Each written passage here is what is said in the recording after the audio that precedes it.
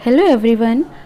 आज की क्लास में डिस्कस करेंगे चैप्टर नंबर 5 पाठ्यक्रम विकास के सिद्धांत, योजना एवं उपागम, जो कि आपका छत्रपति साहू जी महाराज यूनिवर्सिटी, कानपुर यूनिवर्सिटी के बच्चों के, खासकर जो बीएड सेकेंड ईयर के स्टूडेंट्स हैं, उनका ये पेपर नंबर 2 है। पाठ्यक्रम विकास एवं आकलन यानी कैरिकुलम डेवलपमेंट एवं असेसमेंट का पेपर है ये।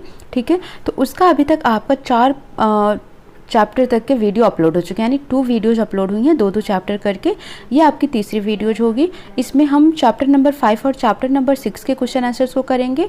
और प्लस मेन फोकस मेरा ये नहीं है कि आपको ऑप्शन टिक करके मैं आंसर्स दे दूं, मुझे आपको समझाना भी है ताकि एग्जाम में आपको वो चीज़ें याद भी रहें और आप अपने ऑप्शंस को आसानी से टिक कर सकें। सो स्टार्ट करते हैं सेशन को बिना देरी किए हुए। बट अगर आप हमारे चैनल पर नए हैं तो चैनल को सब्सक्राइब कर लीजिए ताकि नेक्स्ट वीडियो की नोटिफिकेशन मिले, और जितना हो सके अपने ग्रुप में, अपने दोस्तों में, हर जगह शेयर कर दीजिए ताकि सभी को इस चैनल का पता चले। और हमारा चैनल थोड़ा सा आप सभी के प्यार और सपोर्ट का ज़रूरत है।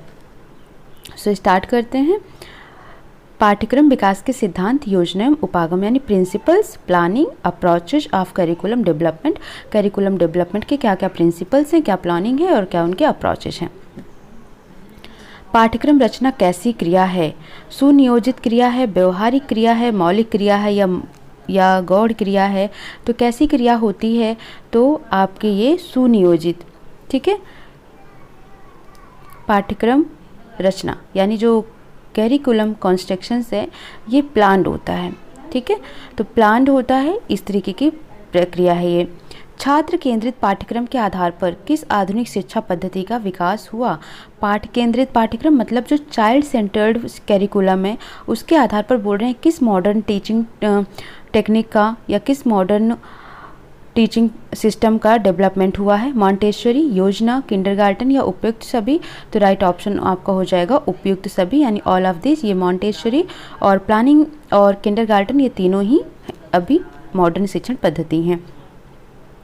छात्र केंद्रित पाठ्यक्रम के विकास में किस विद्वान का योगदान है? John Dewey, Albert T, doctor सफाया बर्टन। तो जो चाइल्ड सेंटर्ड कैरिकुलम है तो इसके जो मेन माने जाते हैं वे माने जाते हैं जॉन डीवी। ठीक है, कौन है? John Dewey.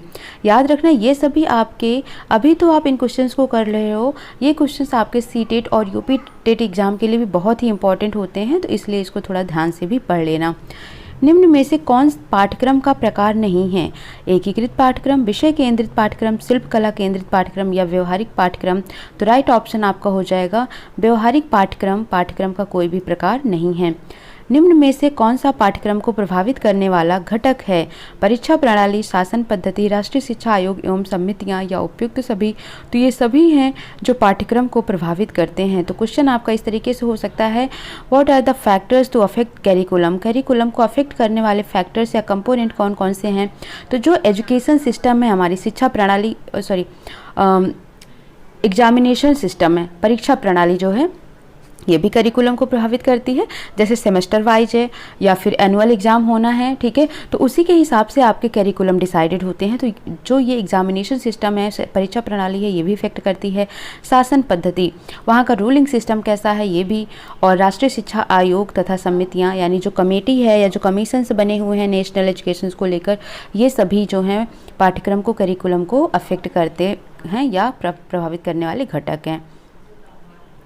छात्र की क्रियाओं को विषय केंद्रित आधार पर निश्चित तथा संगठित किया जाता है। कथन किस विद्वान से संबंधित है? डॉक्टर सफाया, अल्बर्टी महोदय, भाटिया एवं नारंगिया, जॉन डीवी? तो आपका राइट आंसर हो जाएगा अल्बर्टी महोदय।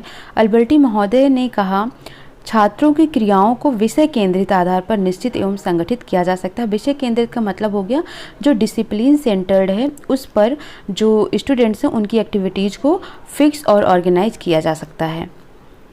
जो कुछ भी सीखना है करके सीखना चाहिए, यह किस विद्वान का कथन है? लर्निंग बाय डूइंग को किसने प्रमोट किया है? तो लर्निंग बाय डूइंग को प्रमोट किया कोमेनियम ने। पाठ्यचर्या के विकास, देखो ये यहाँ पर वैसे लर्निंग बाय डूइंग यहाँ पर एनसीएफ ने दिया था, ठीक है, लेकिन यहाँ पर क्वेश्चन पूछा गया था किस विद्वान का भी कथन है? तो कोमेनियम याद रखना, इन्होंने कहा था जो कुछ भी सीखना है करके सीखना है।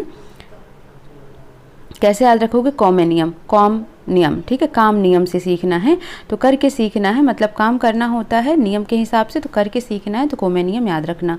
पाठचर्या के विकास हेतु आवश्यक तथ्य कौन से हैं? उद्देश्य, परिस्थिति, प्रक्रिया या व्यवहारिकता, यानी जो करिकुलम डेवलपमेंट है उसके लिए कौन से फैक्ट इंपॉर्टेंट हैं या ज़रूरी हैं, नीड है उनकी, ऑब्जेक्टिव हमारे, उद्देश्य क्या है, प्रक्रिया प्रोसेस क्या है, परिस्थिति सिचुएशन क्या है, व्यवहारिकता यानी कि उस टाइम का जो बिहेवियरल है वो, तो किस चीज़ के कौन सा आवश्यक तथ्य नहीं है ये पूछा गया है, ठीक है। तो क्या नहीं है, राइट ऑप्शन आपका हो जाएगा व्यवहारिकता, क्योंकि ऑब्जेक्टिव कैरिकुलम में मायने रखता है, सिचुएशन मायने रखता है, प्रोसेस मायने रखता है, लेकिन वहाँ का व्यवहार जरूरी नहीं है। द प्रोसेस ऑफ एजुकेशन के रचनाकार कौन है? तो राइट ऑप्शन आपके क्वेश्चन के ऑप्शंस पहले देख लो।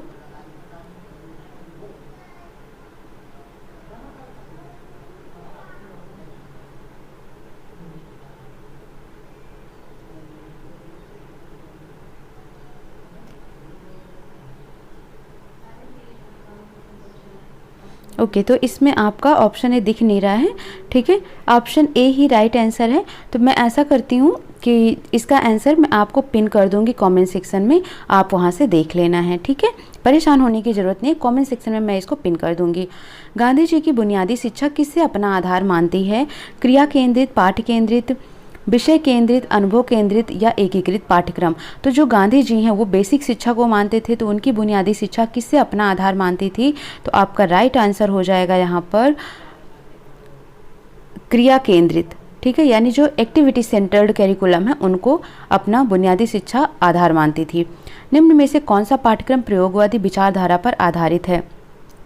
ठीक है, विषय केंद्रित, छात्र केंद्रित, क्रिया केंद्रित या जीवन समायोजन केंद्रित? तो राइट ऑप्शन आपका हो जाएगा जो चाइल्ड सेंटर्ड होता है, छात्र केंद्रित होता है, यह पाठ्यक्रम प्रयोगवादी विचारधारा पर आधारित होता है। कथन है, शिक्षा की किसी भी योजना में मैं अध्यापक को केंद्रित स्थान देता हूँ। संबंधित है नेल्सन एवं बर्सिंग से, जॉन एडम से, हेंडरसन से, भाटिया एवं नारंग से? तो राइट ऑप्शन आपका हो जाएगा नेल्सन एवं बाशिंग ने कहा था कि शिक्षा की किसी भी योजना में मैं अध्यापक को केंद्रित स्थान देता हूँ। निम्न में कौन सा एकीकृत पाठ्यक्रम का गुण नहीं है? इसमें छात्र विभिन्न विषयों का ज्ञान एक साथ प्राप्त कर लेता है, तो ये तो क्वालिटी है इसकी, है ना। इसमें पूछा है नहीं है। इसमें छात्र की रुचियों का पूर्णतः ध्यान रखा जाता है। देखो जब भी नहीं हो ना तो निगेटिव थॉट्स वाली बातें ढूंढा करो, तब आपको आंसर मिल जाया करेंगे। अब यहाँ पर बोला गया कि बच्चों के इंटरेस्ट को ध्यान रखते हैं, तो ये तो अच्छी बात है। छात्र विभिन्न विषयों का ज्ञान एक साथ प्राप्त कर ले, ये भी अच्छी बात है। बालकों को जीवन उपयोगी शिक्षा प्रदान की जाए, ये भी अच्छी बात है। यह पाठ्यक्रम शिक्षकों का कार्यभार बढ़ा देती है, तो क्यों इसमें ये थोड़ा सा नेगेटिव बात आ रही है ना, तो आपका राइट आंसर क्या हो जाएगा? डी हो जाएगा। निम्न में कौन सा माध्यमिक शिक्षा आयोग द्वारा पाठ्यक्रम निर्माण का सिद्धांत नहीं है? फिर से नहीं पूछा है कि कौन से पाठ्यक्रम सिद्धांत निर्माण का सिद्धांत नहीं है अकॉर्डिंग टू माध्यमिक शिक्षा आयोग। अनुभव का सिद्धांत, लचीलेपन का सिद्धांत, अवकाश के समय का सदुपयोग, विषय क्षेत्र के क्रमबद्ध करने का सिद्धांत। तो राइट ऑप्शन क्या हो जाएगा आपका? विषय क्षेत्र के क्रमबद्ध करने का सिद्धांत, यानी एक्सपीरियंस का सिद्धांत है, फ्लेक्सिबिलिटी का सिद्धांत है, लचीलेपन का, अवकाश के समय कैसे उसको उपयोग किया जाए, सदुपयोग किया जाए, लेकिन विषय क्षेत्र के क्रमबद्ध करने का कोई सिद्धांत नहीं है। 15 नंबर क्वेश्चन है, निम्नलिखित में कौन प्राथमिक स्तर पर पाठ्यक्रम निर्माण का सिद्धांत नहीं है? मनोचालक कौशलों के विकसित करने का सिद्धांत, जीवन क्रियाओं का सिद्धांत, विषय क्षेत्र के क्रमबद्ध करने का सिद्धांत, कार्य विशिष्टता का सिद्धांत। तो राइट ऑप्शन आपका क्या हो जाएगा? कार्य विशिष्टता का सिद्धांत। ये नहीं पूछा गया था प्राथमिक स्तर पर, ठीक है। मनोचालक कौशल के विकसित करने का सिद्धांत, जीवन क्रियाओं का सिद्धांत, विषय क्षेत्र के क्रमबद्ध करने का सिद्धांत, लेकिन कार्य विशिष्टता, ठीक है, ये कोई सिद्धांत नहीं है। किस स्तर पर? प्राथमिक स्तर पर। विश्वविद्यालय शिक्षा आयोग का गठन कब हुआ था? तो ये तो आपको याद ही हो गया होगा अभी तक, है ना, 1948 में हुआ था। एकीकृत पाठ्यक्रम वह पाठ्यक्रम है जिसमें विषयों के बीच कोई अवरोध, रुकावट, दीवार नहीं होती है। यह कथन किसने कहा है? तो यह कथन कहा था हेंडरसन ने, कि जो एकीकृत पाठ्यक्रम वह पाठ्यक्रम है जिसमें विषयों के बीच कोई अवरोध, रुकावट या दीवार नहीं होती है। क्रिया केंद्रित पाठ्यक्रम के प्रणेता जॉन डेवी का संबंध किस देश से है? यानी कि जो जॉन डेवी थे वो कहाँ के हैं? तो जॉन डेवी कहाँ के थे? अमेरिका के थे। कोठारी कमीशन के पाठ्यक्रम संबंधी सुझावों में कौन सा शामिल नहीं है? पाठ्य पुस्तकों तथा शिक्षण उपकरणों का निर्माण, शिक्षकों को नए पाठ्यक्रम संबंधी प्रशिक्षण, 10 वर्षीय समान पाठ्यक्रम, प्राथमिक एवं उच्च स्तर पर समान पाठ्यक्रम। तो राइट ऑप्शन आपका क्या हो जाएगा, प्राथमिक एवं उच्च स्तर पर समान पाठ्यक्रम। तो ये नहीं है क्योंकि ये हो भी नहीं सकता है ना। अध्यापक उस दीपक की तरह है जो स्वयं जलकर संसार को प्रकाशित करता है। बहुत ही अच्छा कथन है, ठीक है, ये पूछा गया है और इसको कहा था रविन्द्रनाथ टैगोर ने। बहुत ही अच्छा कथन है ये, इसमें पूछा गया था आपका एक सीटेट के पेपर में, ठीक है। तो अध्यापक उस टीचर की तरह जो स्वयं जलकर संसार को प्रकाशित करता है, ऐसा रविन्द्रनाथ टैगोर ने कहा है। निम्न में से कौन विकेंद्रीकृत पाठ्यचर्या का लाभ नहीं है। विकेंद्रीकृत पाठ्यचर्या का पूछ रहा है, डिसेंट्रीकरण का पाठ्यचर्या जो होती है, यह पाठ्यचर्या लचीली होती है, यह पाठ्यचर्या स्वस्थ प्रतिस्पर्धा को बढ़ावा देती है, यह पाठ्यचर्या छात्र हितों को प्राथमिकता देती है, यह पाठ्यचर्या छात्रों को राष्ट्रीय अंतर्राष्ट्रीय स्तर का ज्ञान नहीं दे पाती है। तो राइट ऑप्शन क्या हो जाएगा, नहीं पूछा है और इन्होंने यहाँ पर निगेटिव बातें ला दी। निगेटिव वाइब्स तो बिल्कुल नहीं चाहिए, निगेटिव वाइब्स अपने आप से दूर रखो, ठीक है। Stay healthy, stay positive but don't be positive. शिक्षण में शिक्षक की कौन सी भूमिका है। शिक्षक की निष्पक्षता, शिक्षक की योग्यता, शिक्षक का अनुभव या उपयुक्त सभी। तो टीचिंग में जो टीचर है उसका रोल क्या क्या होता है, तो ये सभी ही उसके रोल होते हैं, यानी उसकी योग्यता, उसका अनुभव, उसकी निष्पक्षता, ये सभी जरूरी होता है। निम्न में कौन पाठ्यक्रम निर्माण का सिद्धांत नहीं है। तो ये क्वेश्चन रिपीट हो गया है, तो आप क्या बताएंगे, पाठ्यक्रम निर्माण का सिद्धांत क्या नहीं है, व्यवहारिकता का सिद्धांत नहीं है। पाठ्यक्रम का निम्न में से कौन सा सिद्धांत गांधीवाद बुनियादी शिक्षा के अनुरूप है। तो गांधीवाद किसको मानते थे, तो याद रखना क्रिया केंद्रित को ही मानते थे वो, यानी एक्टिव सेंटर्ड को मानते थे। एकीकृत पाठ्यक्रम के निम्न में से कौन सी विशेषता नहीं है। अनुभव केंद्रित है, सही है। छात्रों की रुचियों का ध्यान रखता है, सही है। विभिन्न विषयों का एक साथ ज्ञान देती है, सही है। माध्यमिक एवं उच्च माध्यमिक स्तरों पर विषयों का एकीकरण करती है। तो ये इसका राइट आंसर हो जाएगा, यानी कि ये इसकी विशेषता नहीं है। एक तो अनुभव केंद्रित होता है, बच्चों की रुचि का, इंटरेस्ट का ध्यान रखता है, सभी विभिन्न विषयों को एक साथ ज्ञान देती है। लेकिन ये कहो कि माध्यमिक और उच्च माध्यमिक स्तर पर जो विषय हैं उनका एकीकरण कर दे, तो ये नहीं है। तो राइट आंसर हो जाएगा सी। इस तरीके से हमने देख लिया चैप्टर नंबर 5। अब हम देखेंगे chapter number 6, determinants of curriculum, यानी पाठ्यक्रम के निर्धारक, ठीक है।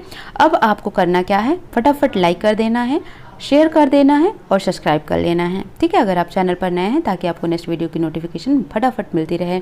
सो स्टार्ट करते हैं क्वेश्चन नंबर 1। शिक्षा विधि का दर्शन सिद्धांत का विकास किसने दिया था या किसने प्रतिपादित किया था। तो राइट ऑप्शन है किलपैट्रिक ने, ठीक है। प्लेटो ने अपना पाठ्यक्रम किन आधारों पर निर्मित किया था। तो प्लेटो ने अपना पाठ्यक्रम बौद्धिक, कलात्मक, नैतिक, यानी मोरल, इंटेलेक्चुअल एंड कलात्मक को बोलेंगे यहाँ पर रोल, ठीक है, देख लेना, रोल मॉडल आई थिंक। तो उपयुक्त सभी, ये सभी ही है, इन सभी आधारों पर प्लेटो ने अपना पाठ्यक्रम निर्मित किया था। टीपी नन थे। नन ने समस्त मानवीय क्रियाओं को कितने भागों में बांटा है।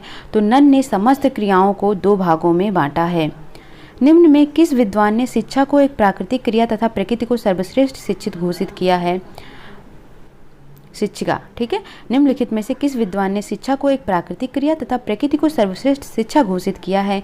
तो ऐसा किसने कहा, ऐसा रूसो ने कहा है। रूसो जो थे वो प्रकृतिवादी थे, यानी नेचुरलिस्ट थे हमारे, ठीक है। तो वो प्रकृति क्रिया को या प्रकृति को सर्वश्रेष्ठ शिक्षिका मानते थे, ऐसा कथन रूसो ने ही दिया है। निम्न में से कौन दर्शन शास्त्र की सबसे नवीन विचारधारा है। आदर्शवाद, प्रकृतिवाद, यथार्थवाद या प्रयोजनवाद। तो सबसे नवीन की बात करें तो जो प्रैग्मेटिज्म है, प्रयोजनवाद है, ये सबसे नई विचारधारा है। बाल केंद्रित पाठ्यक्रम का सिद्धांत किस विचारधारा की उपज है। तो चाइल्ड सेंटर्ड जो होता है वो आपका कहता है कौन, प्रैग्मेटिज्म, ठीक है। तो प्रयोजनवादी इसका राइट आंसर हो जाएगा। अभिप्रेरणा के 4 प्रमुख कारकों में निम्न में कौन सा सत्य नहीं है। तो अभिप्रेरणा के 4 कारक में क्या क्या चीज़ें होती हैं, तो आपको पता होगा, याद है, चालक, अभिप्रेरक, उद्दीपक, यानी जो स्टिमुलस होता है, मोटिवेशन होता है, जो कंडक्ट करता है, ठीक है। क्या नहीं है, आत्म प्रकाशन, ये सत्य नहीं है प्रमुख कारकों में से। तो राइट ऑप्शन आपका क्या हो जाएगा, डी। जुंग के अनुसार व्यक्तित्व के कितने प्रकार हैं। तो जुंग के अनुसार व्यक्तित्व के कुल 3 प्रकार होते हैं। शैक्षिक समाजशास्त्र का जन्मदाता कौन है। तो शैक्षिक समाजशास्त्र के जन्मदाता हैं जॉर्ज पाइन। कौन है, जॉर्ज पाइन है शैक्षिक समाजशास्त्र के जन्मदाता। पाठ्यक्रम परिवर्तन के समाजशास्त्रीय सिद्धांत में क्या समाहित नहीं है? तो नोट करना, क्या समाहित नहीं है ये पूछ रहा है आपसे। विद्यालय का पाठ्यक्रम बाल विकास के स्तर पर हो, बिल्कुल। पाठ्यक्रम को बालकों का निर्माण विश्व समाज के लिए करना चाहिए। बालकों का निर्माण किसके लिए करना चाहिए? विश्व के समाज के लिए करना चाहिए, ये भी सही है। पाठ्यक्रम को परिवर्तनशील और लचीला होना चाहिए, ये भी सही है। पाठ्यक्रम बहुमुखी प्रभाव युक्त होना चाहिए, तो ये ऑप्शन समाहित नहीं है समाजशास्त्रीय सिद्धांत में, तो राइट ऑप्शन हो जाएगा डी। निम्न में कौन सा कथन असत्य है? ऑप्शन है आपके पास, वैदिक काल में शिक्षा का पाठ्यक्रम नैतिक एवं आध्यात्मिक विषयों से पूर्ण था। ठीक है, तो ये तो क्या है, ये आप क्या बोलोगे इसको? करेक्ट, ये तो करेक्ट है। सामाजिक एवं पाठ्यक्रम परिवर्तन एक दूसरे के सापेक्षिक होते थे, तो ये भी क्या है? करेक्ट है। पेस्टोलॉजी के मतानुसार घर ही शिक्षा का सर्वोत्तम स्थान और बालक का प्रथम विद्यालय, ये भी सही है। क्रो एवं क्रो के शब्दों में शैक्षिक परिवर्तन सामाजिक परिवर्तन का अनुकरण करते हैं, तो ये यहाँ पर राइट आंसर हो जाएगा, ये इसका आंसर है। बुनियादी शिक्षा के पाठ्यक्रम में क्या समाहित नहीं है? आधारभूत कलाएं, व्यवहारिक ज्ञान, सामाजिक अध्ययन, शारीरिक शिक्षा, तो क्या जरूरी नहीं है इसमें? व्यवहारिक ज्ञान। ठीक है, जो बेसिक एजुकेशन है, बुनियादी शिक्षा, उसके पाठ्यक्रम में आधारभूत कलाएं हैं, सामाजिक अध्ययन है, शारीरिक शिक्षा है, लेकिन व्यवहारिक ज्ञान नहीं है।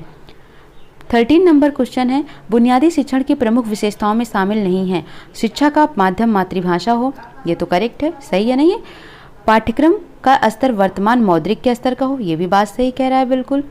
पाठ्यक्रम में अंग्रेजी व धर्म का स्थान हो, तो हमारा संविधान ही धर्म को मना करता है, कहता है कि स्कूल या संस्था में धर्म की बात नहीं करनी चाहिए, तो राइट ऑप्शन आपका सी हो जाएगा कि यही शामिल नहीं है विशेषता में।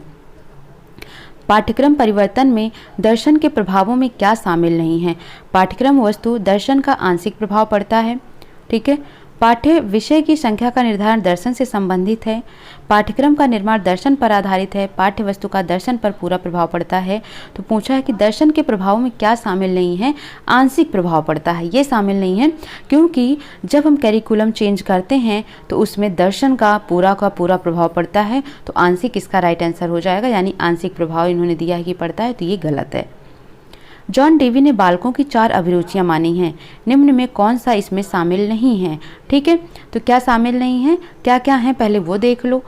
कलात्मक अभिव्यक्ति है, रचनात्मक क्रिएटिव कार्य करना है, खोज करना है, डिस्कवरी, शारीरिक क्रियाएं करना, ये नहीं है, तो राइट आंसर हो जाएगा डी।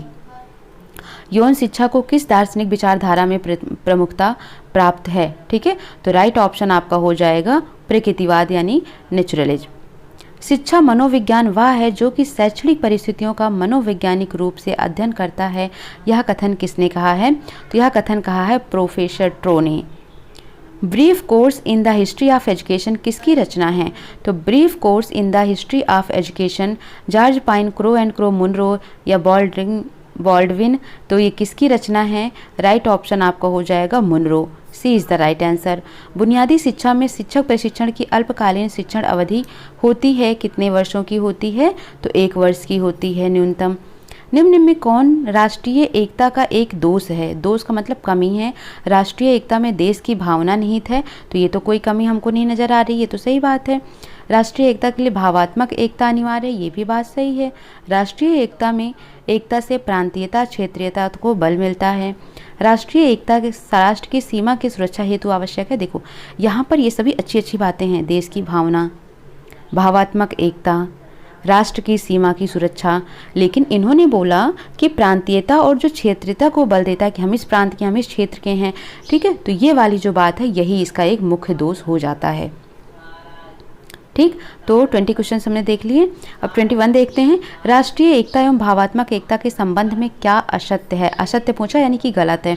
राष्ट्रीय एकता की एक भौगोलिक सीमा होती है, भावात्मक एकता की नहीं होती है, तो ये सही है, सत्य है। राष्ट्रीय एकता के लिए भावात्मक एकता अनिवार्य है, जबकि भावात्मक एकता के लिए राष्ट्रीय एकता की अनिवार्यता नहीं है, तो ये भी सत्य है। शक्तिशाली राष्ट्र के निर्माण हेतु राष्ट्रीय एकता अनिवार्य है, भावात्मक एकता को स्थान प्राप्त को गौड़ भावात्मक एकता को गौड़ स्थान प्राप्त है, तो ये कथन क्या हो गया आपका? असत्य हो गया। ठीक है, क्योंकि भावात्मक एकता को गौड़ स्थान नहीं प्राप्त है, ठीक है, ये असत्य हो जाता है। राष्ट्रीय एकता प्रांतीयता की भावना मजबूत करती है, ये भी सही है, जबकि भावात्मक एकता सीमावाद को कम करती है, ये भी बात सही है। पाठ्यक्रम विकास का एक प्रमुख घटक नहीं है। शिक्षण उद्देश्य, मूल्यांकन, अनुदेशनात्मक प्रारूप या व्यक्तिगत विभिन्नता।